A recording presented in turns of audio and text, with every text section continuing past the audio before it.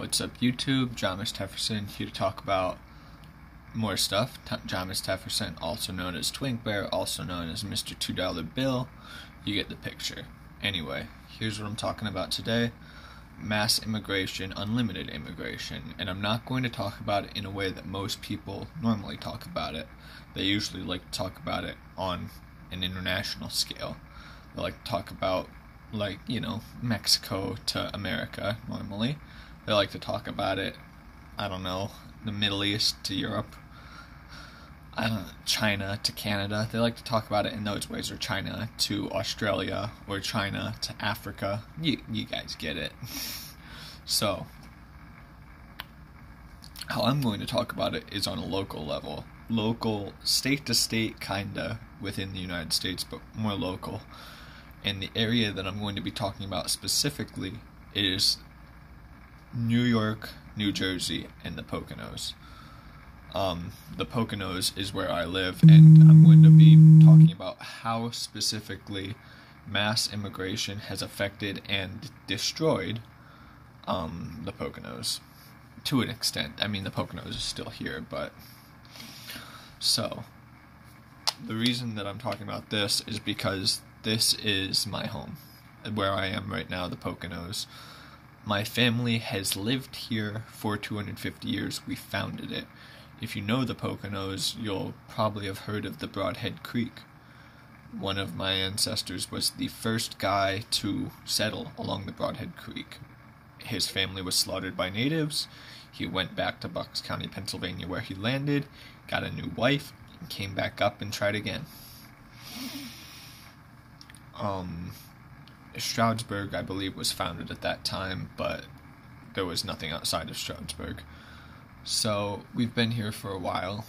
We know the area. I've heard a lot of the history of the area. If you want definitions of the area, it definitely includes Monroe, Pike, and Wayne counties in northeastern Pennsylvania. It might include some of Lackawanna, like the farthest side of Lackawanna. I don't know if it would include Susquehanna, and I don't know how far down into Lehigh Valley it goes, but I know that most people definitely consider Monroe, Pike, and Wayne the Poconos. Now, if you need more explanation of what the Poconos are, The Office often makes reference to it. It's an area just east of Scranton, maybe 30 minutes east of Scranton, Pennsylvania. Scranton, Pennsylvania, the setting of The Office. It's also mentioned in Home Alone, the first movie, where they fly to Paris or wherever, and then they fly back, and they're like, I have been to Boston, to New York, to Tallahassee, where am I now? And the guy's like, Scranton. And that went over most people in the area's head, anyway. It's also about hour and a half west of New York City, and that's going to be important in a minute. So, where do I want to start? The area was, for a long time, just a woodsy area. It had an ice industry, for, ice boxes and stuff. The lakes around here would freeze, people would cut blocks out of them, and then they'd ship them around. Ice companies. There was a lumber industry, and then there was farming. That was kind of it. My family was involved in the non-tourism stuff, which the area came to be known for. Specifically nursery work, and they did the service, not service stuff that you're thinking, but carpentry and roofing. There are a couple mechanics, but not many of those. We did the work that you need to make a community go, though. We weren't in the tourism service industry, we weren't in the food service thing too much, stuff like that. My family still got a pretty big nursery going, stuff like that. So, in the 1950s, things were still basically like that. And then something changed. The highway system got built. Specifically, and my family's then got seized for this, some of it, not all of it, thankfully. Interstate 80 got built. And Interstate 80 opened up something new to the people. it opened up commuting. So what people did, let's say they had a New York apartment, New York house, whatever, it's expensive as shit to live there. They can live in the Poconos but keep their New York City job and make buku bucks. So that's what they ended up doing. And at first that wasn't really a big deal, but it started to pick up. People started to figure out how that would go, what it would be, that was so profitable. That started in the 50s, 60s era, but then in the 80s, in the decade of the 1980s, my great-grandfather was on the school board for a pretty big, one of the biggest school districts in the area, actually. And he had to he had to double the amount of schools that there were, basically, because the population doubled in the decade of the 1980s. And ironically, he was voted out by the people who moved here. Moved more people in the 1980s, the population doubled, and that was truly the beginning of the end. Then, in the early 2000s, it happened again. After 9/11, people wanted to get out of the cities, so a lot of people moved to this area following the terrorist attacks of 9/11. 2002, 2003, 2004, people moved out here. And, that's no big deal, but... Okay, so let me back up. The area used to be known as the honeymoon capital of the world. There were all sorts of resorts in the area. There were all sorts of vacation areas. People liked this area because it was quiet, it was woodsy, it was small town, all that stuff. There was lots of heart-shaped jacuzzi, shit like that. People liked that stuff. They would come here for it. Eventually people started to say, ooh, look, the woods, we could live out here. It'd be like we're hicks, or like we're country or something. They started to do stuff like that, and people just moved here over time. And the place got bigger and bigger and bigger. And it was funny, because when people moved here also, it's like they moved out of the city to get away from the city, but then they wanted this area to be like the city. I'll go back to the voting problem. So people moved here from New York, and some from New Jersey, but New York City was the big one. And they immediately have the vote in this area, because that's how it works. When you move somewhere else in America, you get to vote in the local elections immediately. That great-grandfather I told you about that was running the school board for 30 years, that was he was on the school board for 30 years, he was president for like 5. He was voted out by these new people. And then the districts decided to split. And he said on his way out, he was like, yo, you're gonna be even more pissed off when this, people aren't liking the property tax hikes right now to pay for all these schools. They're gonna be even more pissed off when this population thing all stops and we have to close these schools down. But that was the beginning of it. The old people that used to run the place, I don't mean like elderly people, but I mean like the old groups of people that used to be running everything, were voted out by these immigrants, these transplants as we call them, because they didn't move from country to country, but they moved from locale to locale. My great-grandfather got voted out by the immigrants. Other people who had been running the township for years with no issue got voted out. And then the bigger changes started to come. There was more zoning restrictions. You weren't allowed to do X, Y, and Z on your land without permission unless it was properly zoned. Bars just started to be closed down because people came from the city and said, oh, we don't need bars on every corner. What is this? In the city, there's like a place for the bars, at a place and a time, and then they closed down all the bars but 2. There used to be in the town I'm thinking of, there used to be a bar like every quarter mile. There was 8 bars in the town. You'd walk from one to the other, and there was very low crime. There wasn't drunk driving accidents happening every day. There was nothing like that. It was nice. And then they closed them all down and decided that bars were bad. Those bars employed local kids, gave people a place to drink safely, employed other local people, they served food, people hung out at them, shit like that. It wasn't hurting anybody. Closed them all down, now there's only 2, so that gives those 2 that remained who were involved with, how do I put this? Italians in suits. Let's just say that. They were involved with Italians in suits, and that's how they managed to stay open. That gave them kind of monopolies. They jack up the drink prices. People started to stay home to drink. You get the community cohesion started to go down after that. A lot of people in the area hunted. These people came in from the city, they heard a gunshot, they called the police. They were like, there's a gunshot, and the police have to respond. They show up and they're like, some guy hunting. Wasting time. And then crime started to go up. And I think that that's more a function of, like, and it didn't go up just like there was more incidents of it. It went up per capita. Like, there were twice as many people. Crime wasn't happening at twice the rate, though. It was happening at 4 times the rate. And it's still doing that. It's still going up. Right now we're being racked by heroin.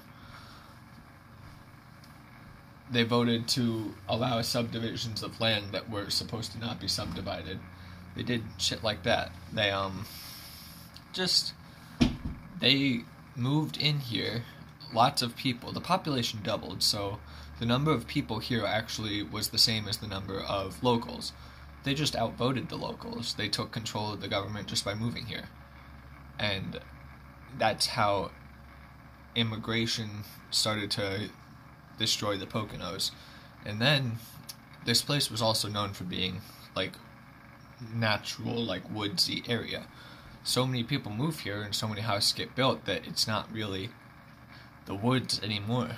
Like, it used to be. You could walk out my front door, walk 40 miles that way, or not 40, 20 miles that way through the woods, and it'd be nothing but woods. You'd have to cross one road, keep going through the woods, and you'd come right to the family nursery. There used to be a lot of places you couldn't see other houses. I mean, now the only place that's like that is kind of infamously known as the airplane search area. The area that is a lot of state forest and a lot of private land that people refuse to sell to developers between 390 and 402.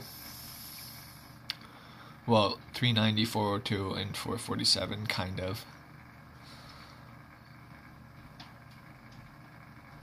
390 and 447, like, together, because 390 runs like this, 447 runs like this, and then 390 is over here. So 390 here, 447 here, and then 402 over here. That big triangle of woods, that's kind of most of the big open woods, not open woods, but like the deep woods that's around here anymore. It used to be all over like that. There used to be not many houses, there used to be not many people, there's 2 pretty large boroughs in the Poconos. Well, 3 actually, because the one is divided into Stroudsburg and East Stroudsburg, but you used to be able to drive from Stroudsburg to Mount Pocono, which is like 15-20 miles, let's say. Everything is about a 20-minute ride around here if you want to go anywhere. Every single thing. You used to not see another car. People can't imagine that anymore.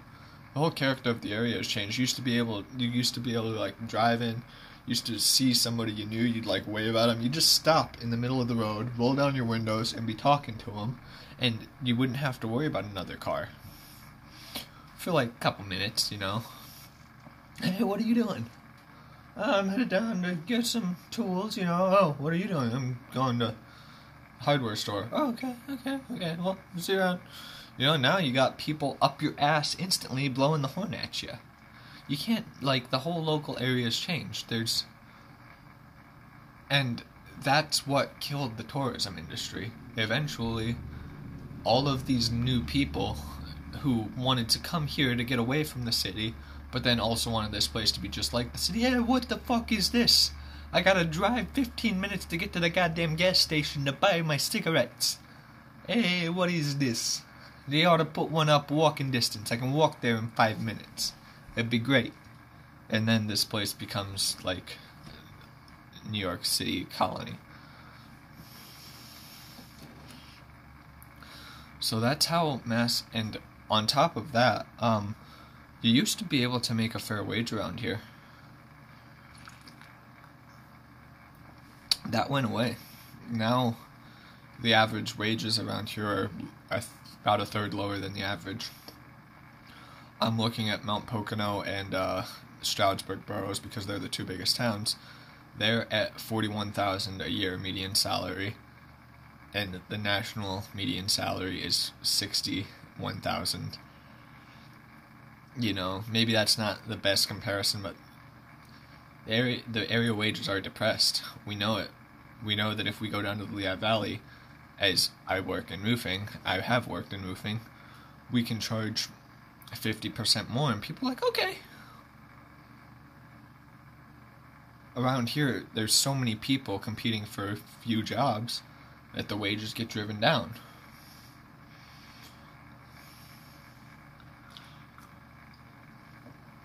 And adults are taking these jobs because adults need jobs, that kids can't really get jobs. The lack of social cohesion also means that kids can't be walking around anymore and doing shit, and everything's so far away that they couldn't really do that anyway. The tourism industry is now starting to go down simply because the area's lost what used to make it special and unique. I mean, still got a couple years left, but I think people are going to keep slowly trickling in, and whenever they come in, they need to build their own place just the way they wanted. They can't find a house to move into. And slowly cut down more of the trees, and more of the trees, and that will be the end of them. That will be the end of the Poconos. It'll all disappear. The whole area will be changed by unlimited immigration. Pennsylvania, the Poconos, has no way to tell New Yorkers that they can't move here. We don't have a way to. There's no system in place for that. They're allowed to move freely between the two states. They can buy the property and pay the property tax. They're welcome to it. Now that we've focused in on the locale, and the immigration did come a little bit from Scranton too. People just wanted to get out of cities, that city lifestyle, but it's mostly New York. Mostly people that talk like this. I can't do a New York accent. So now let's zoom back out at the national level and look at Mexico into America. We're being told that we can't control it. What's happening is not that Mexicans are taking our jobs, but that they're just underbidding people for all their jobs. Americans, to make it, they need to make X amount of money. They want to have their standard of living that their parents had. They need to be able to make $12, $15 an hour. And the Mexicans who come up here, they can have a better standard of living than what their parents had in Mexico, making $10 an hour. So they just outcompete us. That's what it is. And then there's so many of them that the wage is it's a supply and demand thing. There's so much people supplying labor, and demand for labor is remaining kind of constant. You know, some more service because there's more people, but it's not going up anywhere near what the population numbers are going up like. Wages just go down. The cost of labor goes down. It's simple supply and demand. Then these people come here, they have no idea how America's been going for the last however many years, you know, and they don't instantly get the vote, although I think the Democratic Party wants them to instantly get the vote. Their kids are then citizens, they have the right to vote. They're living in insular communities that are basically just Mexico in America, little Tijuana or whatever you want to call it. Then they vote for shit that's different from what the local population would vote for, which makes sense. You know, different people vote for different things, but they kind of hijack the government to do what they want. And in doing so, they change the character of America. That's what mass immigration is going to do. They're going to be people who aren't Americans taking over the American system of government. Usually to the detriment of Americans. They'll use eminent domain to seize property, like what they did to my family. After my great-grandfather got voted out of that school board, the school board decided that it needed to build a new school also on what was left of the property that was seized for Interstate 80. They took another fifth of it. That's what's going to happen with unlimited immigration to America from other groups. It just is. And people can say, oh, that's crazy, that's racist, that's xenophobic. I saw it from white people. You know, I mean, New Yorkers are nice people and all that, but they're not the same as Northeast Pennsylvanians. New York City, people from New York City, I don't mean the whole state of New York, New Yorkers from upstate that have moved here have tended to be like, holy shit, this place is becoming like little New York. They don't like it.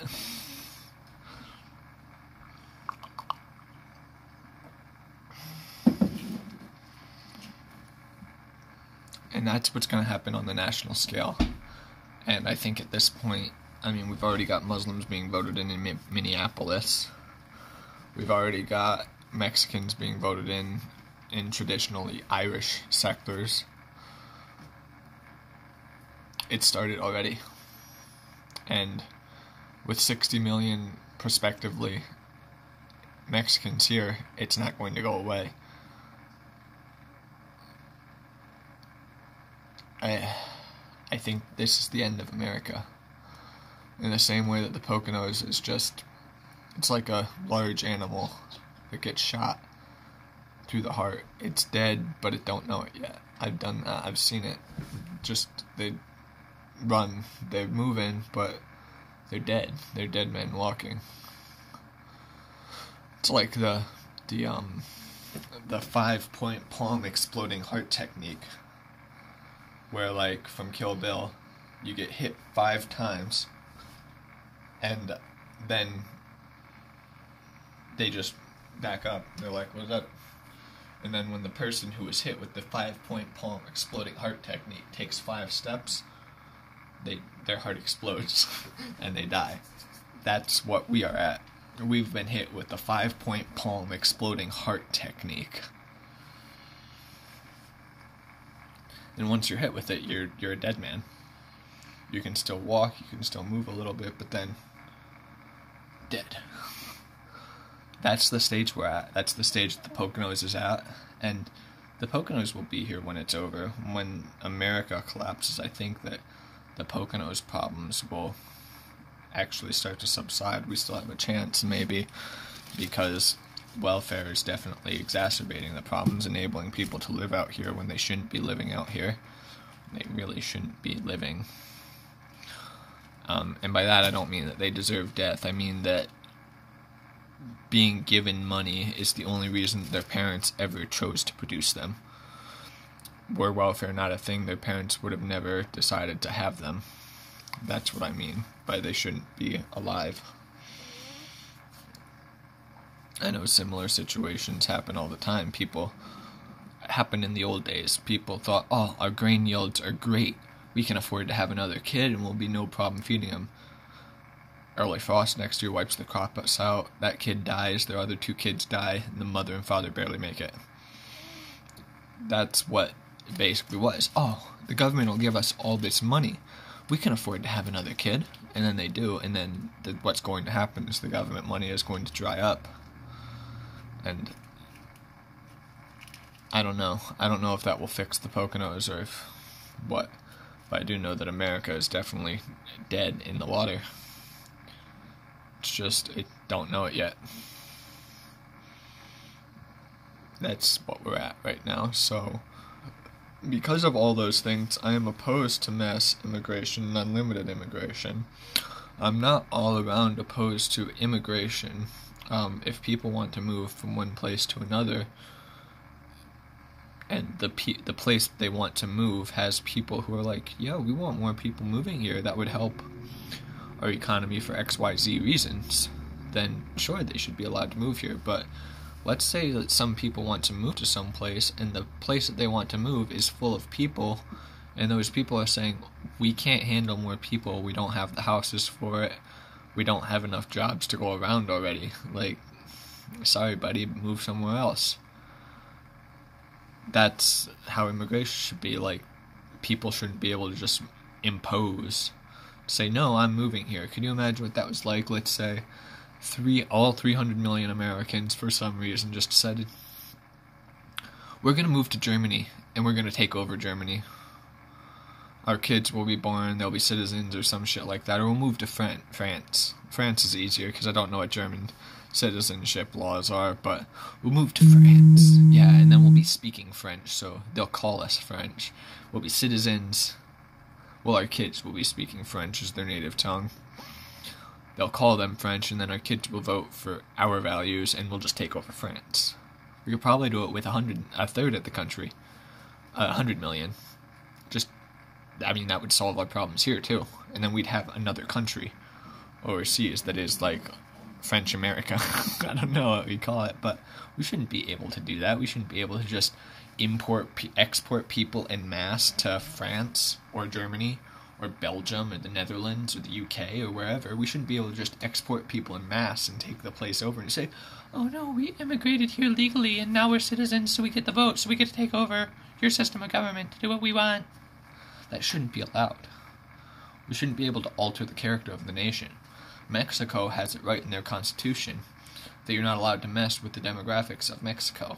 Mexico is currently 95% Mexican. You're not allowed to impose or put in immigration policies that will change that. You're not allowed. It's in their constitution. Why are they allowed to say that?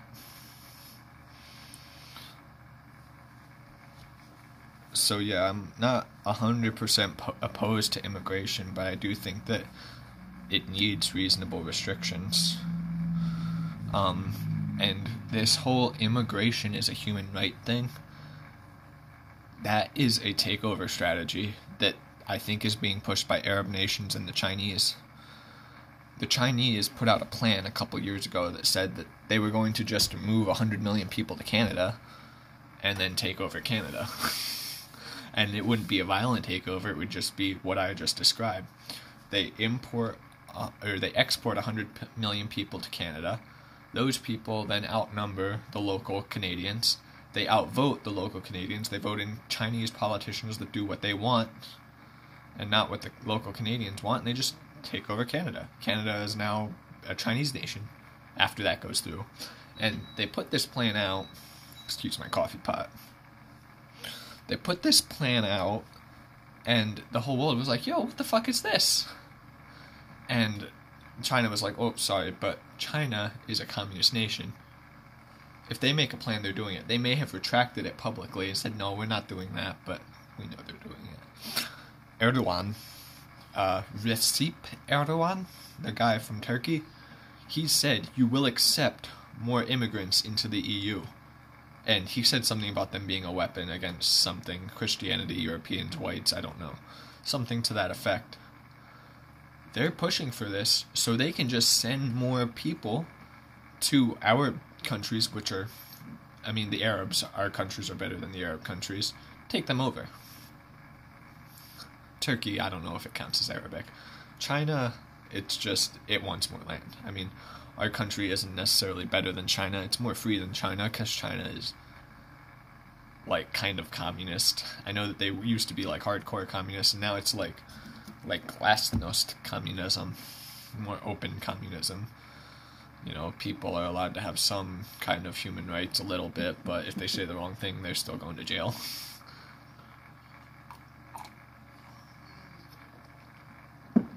But that's why we're seeing this immigration as a human right thing in the UN. Mexico. Oh, fuck. Battery's dying. Mexico is probably looking the same way favorably. They want to take the southeast, or the southwest. Maybe all of the south. I don't know. That's why I don't think that we should call immigration a human right. Things like bearing arms, me owning arms, does not inherently impact somebody else unless I use those arms in an XYZ way. Somebody moving to another area does impact somebody else because you're now in their area competing with them. Somebody saying something like, "I like pie," or "I think that George Bush is an asshole," that doesn't inherently affect you. You can just choose not to listen to it. You can't choose not to compete with somebody who moves to your area, who starts to vote in your elections. You can't choose that. Immigration is not it's not a human right. I've read theories that don't agree with human rights. As an anarchist, I believe that we all have all the rights at all times, but part of having all those rights at all times means that other people have all the rights at all times. So one of those rights would be the right to shoot you if you do something that pisses them off. But they would also have to realize that if they shoot you in a way that, for something that didn't warrant shooting them, then they themselves may be shot. That's how I think that we could balance things without a government. Just everybody being like, "Hey, cool? We cool. You shoot my friend? I'm gonna shoot you now."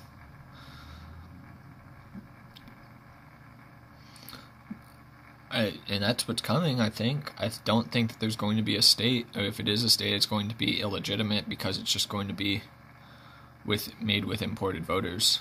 I don't think that we should put up with it. I don't think we should stand for it.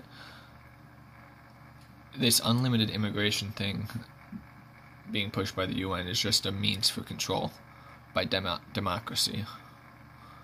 Democracy is going to fail. The illusion of democracy is going to fail. What we lost family members, what we sacrificed blood and treasure for in the First World War for democracy, was a lie and a sham. I think that part of what we did in the Second World War, what we sacrificed blood and treasure for, was a lie and a sham as well. This democracy, this freedom to be who you want, where you want, it's going to evaporate. It's a lie. It was a means for more control in a more sinister fashion, controlling you in such a way that you still feel free. That's what this current bid at immigration is. So that is my stance on immigration. I don't want to do the like, comment, subscribe, share shit, so I'm not going to. Comment if you have something to say about it, though. If you disagree, I could understand disagreement on the anarchy thing. Anarchy is a tough pill to swallow for a lot of people, and for some reason people think that anarchy means communism. That shit doesn't make sense. Communism relies on a bigger and bigger and bigger state. How would that mean anarchy? Anarchy is no state. If you disagree on that, I'd understand. If you disagree on the immigration, please comment and let me know. Yeah, this is Thomas Tefferson, aka Twink Bear, signing out.